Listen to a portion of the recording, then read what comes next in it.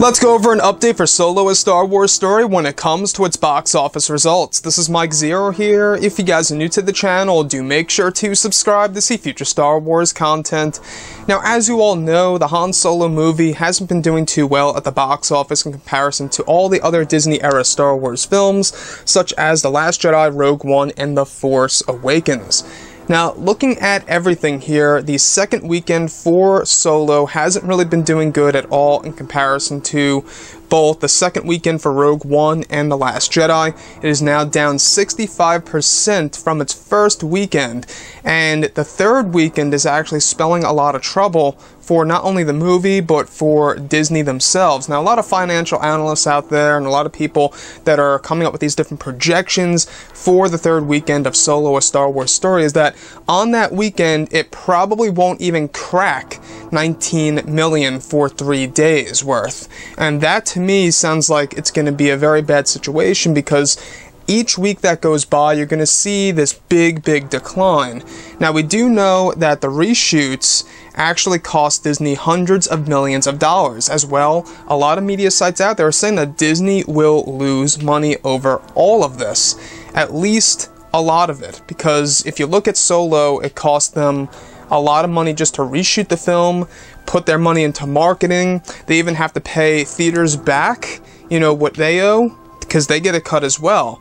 So everything that comes into play here, it's a very complex thing, and it gets really involved of, exactly who gets what and where the money goes, and it's a really complex system. But looking at what Solo: A Star Wars Story has made so far, worldwide, globally speaking as of right now, I believe it's 268 million, if I'm not mistaken.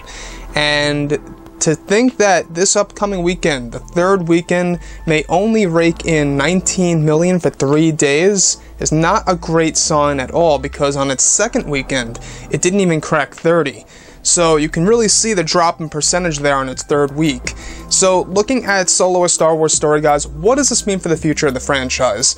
Is this a big, bad thing that's going to happen to the future of everything Star Wars? I don't think so. I think that obviously, things are going to keep moving forward. I just think that this all had to do with The Last Jedi Backlash and the Solo: A Star Wars Story boycott, and it was also a mixture of the marketing issues that actually were taking place before the movie's release.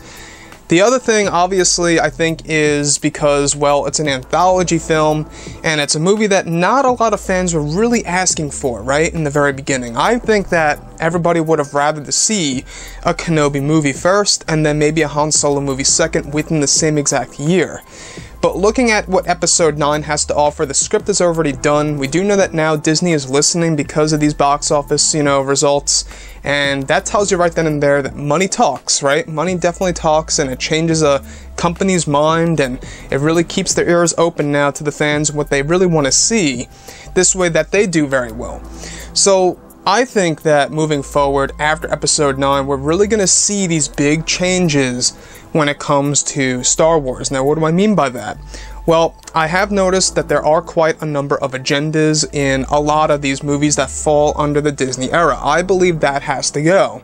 The other thing is that I feel that Kathleen Kennedy should be replaced by Lucasfilm as a president. So I think that she should be replaced as president of Lucasfilm by somebody else that absolutely gets Star Wars and is truly a fan. I think that will not only be better for the community, but it will be better for the franchise and for Disney themselves, right? Everybody wants to be happy here, and I think that having a fan at the head of it all is probably a must, right? I honestly think it should be a mandatory thing to have somebody running the Star Wars franchise to actually be a fan and actually know Star Wars down to the core. Now, looking at everything else when it comes to Ron Howard, I really feel bad for the guy, because he had to reshoot 80% of this movie, 20% of which was left with the original directors and what they had to deliver. But anyways, guys, drop a comment below. Let me know what you think about this, and if you guys did enjoy the content for today, do make sure to drop a thumbs up on this video to support the channel. I thank you all so very much for the kind support, and I'll catch you guys next time.